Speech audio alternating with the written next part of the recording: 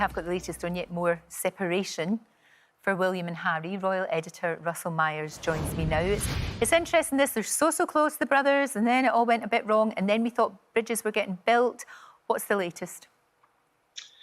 Well, good morning, Lorraine. Well, indeed, never has a piece of paper been so important. And indeed, the signatures on that piece of paper, William and Harry had decided to split any future funds from their mother's memorial fund. Now, this relates to the Princess Diana Memorial Fund that raised over £100 million for good causes, right back from 1997 to about 2012, when it was unofficially sort of wound down. But there is still money pouring into it. Now, because the brothers have obviously split, they're going their separate ways, setting their own individual charities up. They've signed a document that officially says that they will split this money, any future funds. And it's just another but sad reflection, really, of how far the brothers have split. We've spoken about it a long time, for a long time now, and people in the palace are saying it's one of the final documents that needed to be signed to make this a reality.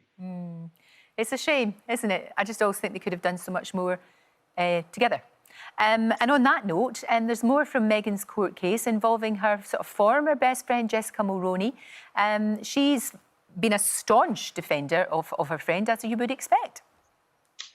Well, this is very, very interesting, and it relates back to Meghan's highly publicised court case in the High Court last week. You know, the one where she was saying she felt unprotected by the royal family. Now, a trial is expected later in the year, but the reason Jessica Mulroney has been involved, because there's been several reports gathering pace now that she is one of the 5 friends who gave an interview to US magazine People, where they spoke for the first time about this letter that Meghan wrote to her father, which forms the basis of the case against the Mail on Sunday. Now, the reason why Jessica Mulroney is involved, she could be called to give evidence at the High Court, and that could be an issue for Meghan, because they have reportedly had a very, very spectacular falling out recently.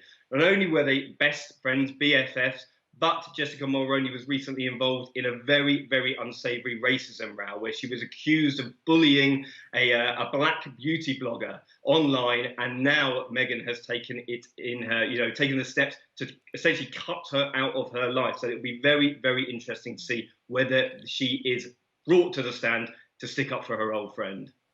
Fascinating, fascinating. Now, the Duchess of Cornwall, she's been saying, and I think every single grandparent in the land will empathise with this, what she's desperate to do when all this is over.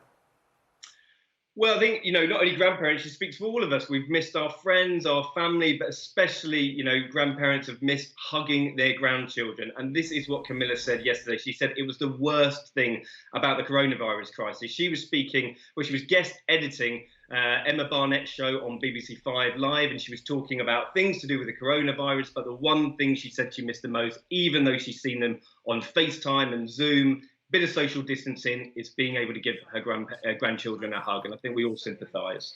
You mentioned there about the Zoom and the video calls and all of that. She's not enamoured of those, is she, Camilla? She has a little bit of bother with them. No, she's a self-confessed technophobe. I think she said that on numerous occasions, and she's also said how she didn't even really understand the internet. She called it a wretched thing before the crisis. But I think a lot of us have found keeping in touch with friends and family, it's been a wonderful wonderful tool. And she said that she has been doing that on Zoom. She's also been keeping fit on video calls. She's not just about doing Joe Wicks just yet, but she has confessed to doing Silver Swans ballet class. I'd pay money to see those two doing that, would you know? That'd be great. Prince Charles in a tutu, why not? Why not indeed? Now, interesting, the most popular royal has been named, and it is a little bit of a surprise in a way.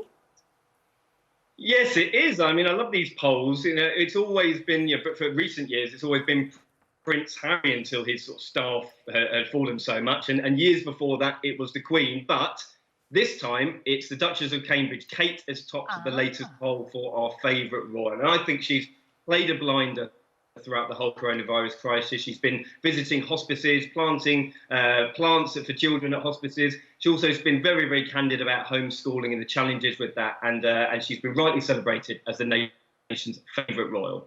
I think that's, I do think that's actually fitting. Although, really, it should just be, the Queen should just be a given, right?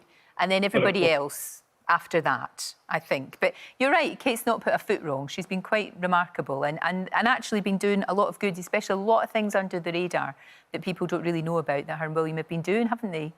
Yeah, she has. I mean, they've both taken it in their stride, really. William and Kate have been sort of front and centre. They're obviously the younger royals, Charles and Camilla, who incidentally have fallen right down to number 10, which I think is a bit unfair on them. But they were up in Scotland. Obviously, the Queen was self-isolating at Windsor. So I think it's probably part of the course. Yeah. We've seen them a lot more, and that's why they're topping this poll for now. Russell, thank you. Always great to talk to you. Thank you so much.